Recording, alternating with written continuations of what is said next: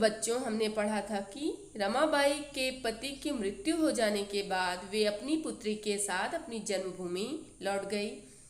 महिलाओं के सम्मान के लिए और शिक्षा के लिए उन्होंने अपना जीवन अर्पित कर दिया और वे उच्च शिक्षा के लिए इंग्लैंड देश गई। वहाँ ईसाई धर्म की स्त्रियों से संबंधित उत्तम विचारों से प्रभावित हुई। अब उसके आगे का देखो। इंग्लैंड देशात रमाबाई अमेरिका देशम आगच्छत।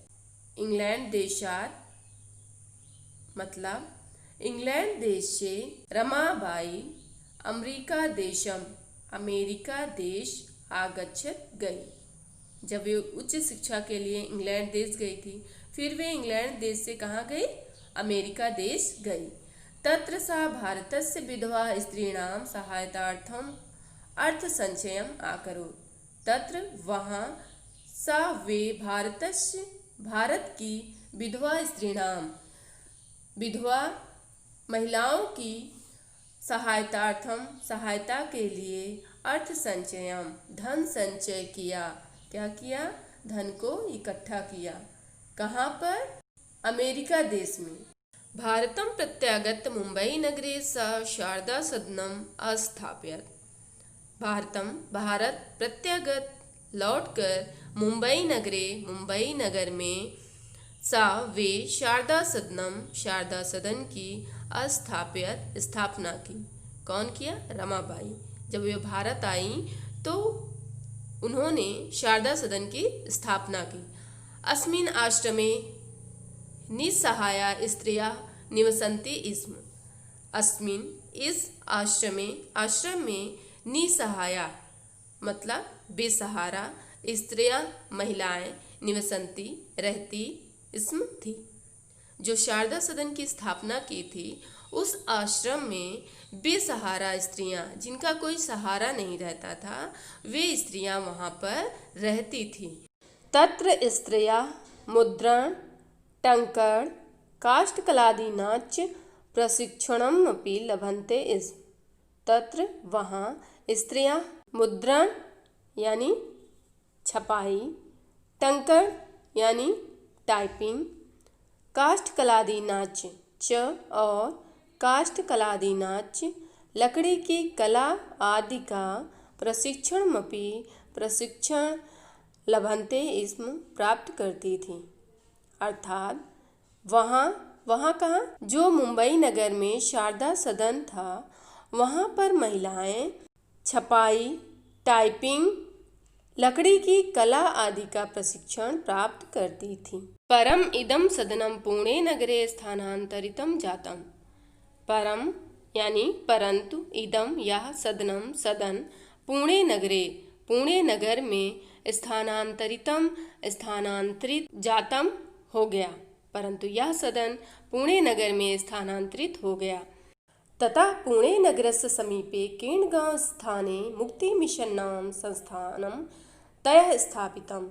ततः उसके पश्चात पुणे नगर के समीपे पास केण्गांव नामक स्थान पर मुक्ति मिशन नामक संस्था तया उनके